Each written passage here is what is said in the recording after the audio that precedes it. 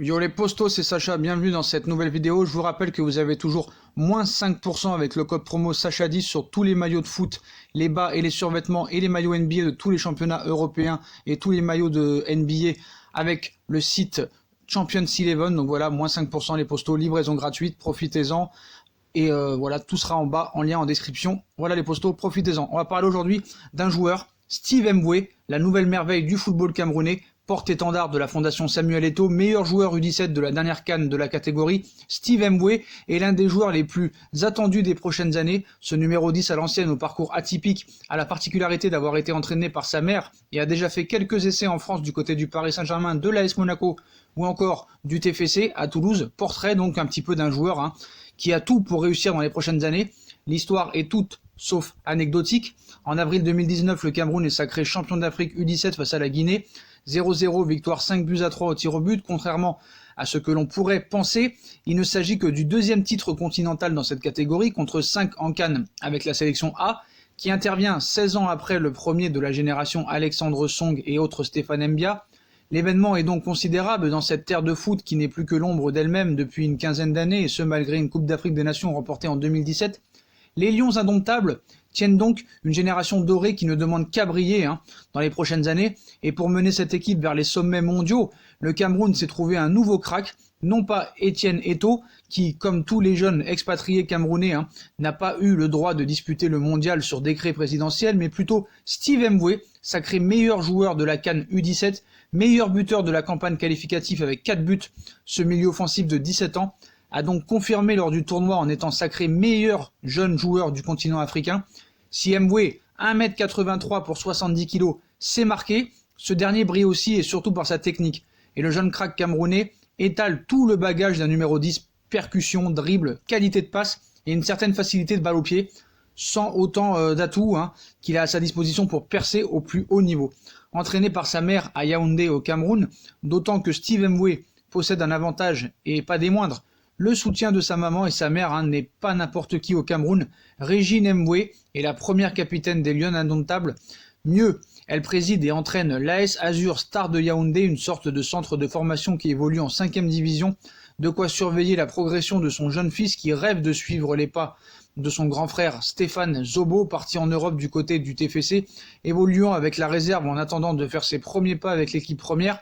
Après avoir lui aussi fait sensation lors de la présente édition de la Coupe d'Afrique U17 au Gabon en 2017, et la connexion Azur Star TFC est encore de mise aujourd'hui puisque Steve Mboué a participé à toute la pré-saison de cette année avec l'équipe première du Toulouse FC, à peine 18 ans et pourrait même y signer son premier contrat pro très prochainement. L'un de ses proches qui a suivi son évolution depuis 4 ans nous explique en quoi consiste ce programme qui a déjà permis à de nombreux Camerounais de briller sur la scène européenne, tels que André Onana, Fabrice Honda, Fabrice Olinga ou encore Wilfried Kamtoun.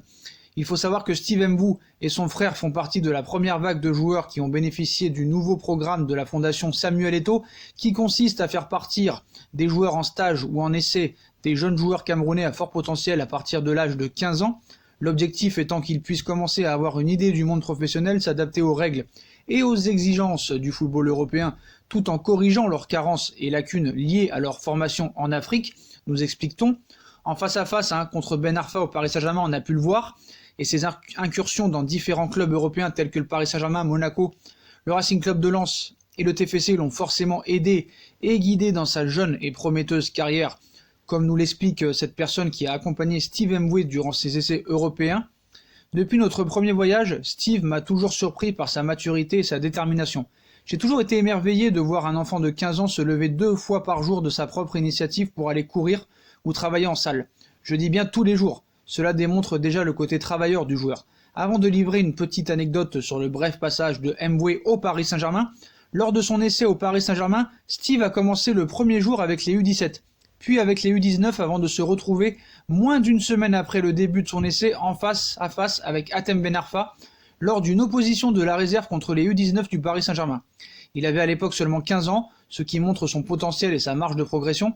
2 ans plus tard, et après avoir disputé le tournoi international de Montaigu avec le Cameroun il y a quelques mois, Steve Mboué va pouvoir passer un 3e test grandeur nature loin de Yaoundé avec les lionceaux camerounais, sans doute le plus difficile pour un joueur qui gravit les marches une par une, qui doit le mener vers une grande carrière. Secrètement, il rêve de marcher sur les pas de son idole, un certain Paul Pogba. Il a d'ailleurs dans son téléphone de nombreuses vidéos du champion du monde 2018. Avant d'espérer de suivre les traces du milieu de terrain de Manchester United, Steve Mwé est donc attendu au tournant dans les prochaines années avec le Cameroun et surtout en club. Et il est déjà attendu par la plupart des recruteurs européens qui ont d'ores et déjà coché son nom. Il faut dire que la réputation du joueur de l'AS Azur Star a dépassé l'Afrique entre ses essais récents en Europe où sa présence parmi les 60 meilleurs joueurs U17 du monde sélectionnés par The Guardian. La cote de Steve Mwé ne cesse de grandir, de quoi rêver en grand d'une carrière européenne pour marcher sur les traces de ces illustres aînés qui ont brillé au goal, en défense ou en attaque qu'au poste de numéro 10 à l'ancienne. Donc meilleur joueur de la CAN des moins de 17 ans l'année dernière, Steve Mwé s'est engagé avec le FC Toulouse. Le jeune talent camerounais a signé un contrat de 4 ans. Donc Steve Mwé a rejoint Toulouse à tout juste 18 ans. Le milieu de terrain camerounais a signé un contrat de 4 ans avec le club classé dernier de Ligue 1 de France. Sacré meilleur joueur de la dernière Coupe d'Afrique des Nations des moins de 17 ans. Le jeune Lion va intégrer sa nouvelle équipe cet été, avant peut-être un départ. Donc c'est un record quand même, dès la fin de la saison en cours. Steve va directement intégrer l'équipe première du TFC, assure un proche du joueur. Les dirigeants toulousains se seraient engagés à verser près d'1 million d'euros à Fauve Azur de Yaoundé, le centre qui a formé la pépite. Un record dans l'histoire des transferts directs de joueurs du Cameroun pour l'Europe, courtisé par Monaco, Leipzig, ou encore le Red Bull Salzbourg et le Paris Saint-Germain. L'entourage de Steve Mwé avoue que son arrivée à Toulouse était prévisible. Deux frères à Toulouse, après une série d'essais à Monaco, Lens Paris, le jeune crack avait alors choisi Toulouse, qui a ensuite décidé de le suivre pendant ces 3 dernières années. La recrue toulousaine, première sur la liste des arrivées dès l'été prochain, connaît donc assez bien le club. Il est souvent venu s'entraîner avec Toulouse en tant que joueur à l'essai avec le centre de formation, mais également avec les pros sous Alain Casanova, confirme une source au sein du club. Dès la reprise de l'entraînement pour la saison 2020-2021, Steve Mwé rejoindra son frère Stéphane Zobo, arrivé avant lui au TFC en 2019 et qui évolue avec la réserve du club. Est-ce que le Paris Saint-Germain doit miser sur ce joueur pour un peut-être futur remplaçant de Di Maria ou peut-être d'autres joueurs? En tout cas, apparemment, d'après les vidéos que j'ai vues, même s'il ne faut pas trop se fier aux vidéos YouTube, c'est un joueur à très fort potentiel et je crois que Leonardo a tout à fait raison de s'y intéresser. Après, de là à dire que c'est le futur Vieira, le futur Paul Pogba, le futur Clarence Seedorf, on va pas aller trop vite en besogne. Mais voilà, je pense que le Paris Saint-Germain a tout peut-être pour pouvoir séduire ce joueur. Par exemple, son coéquipier en sélection, le gardien de but Jacques Bruno Mbepap, parle de lui en ces termes. C'est le modèle, un exemple dans la sélection, un meneur d'hommes, c'est la rigueur, c'est la discipline, son élégance et sa simplicité sont également des qualités qui lui sont attribuées. Et quand tu as les éloges de Samuel Eto'o, Clarence Seedorf et beaucoup de coéquipiers de ta sélection, et en plus qu'on dit que tu es un travailleur acharné, donc c'est peut-être quand même des choses positives. Et je pense que le Paris Saint-Germain doit tout faire pour quand même se positionner dessus. Ça doit pas être très cher. Toulouse va descendre en Ligue 2 et je pense que le Paris Saint-Germain doit miser sur ces jeunes.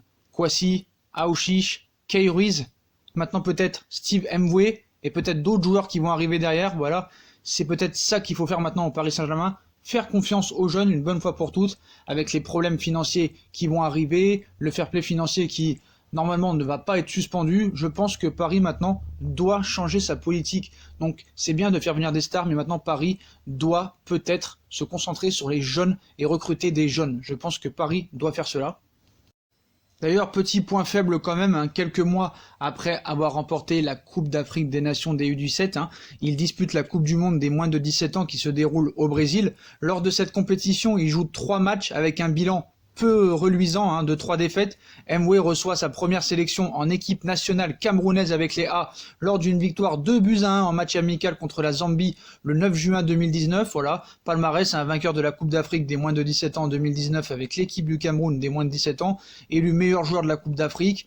Donc voilà, il a quand même déjà une sélection avec les Lions indomptables et la sélection A. Donc voilà, on verra ce qui se passera cet été. Mais je pense que ce joueur a toutes les qualités requises, un travailleur.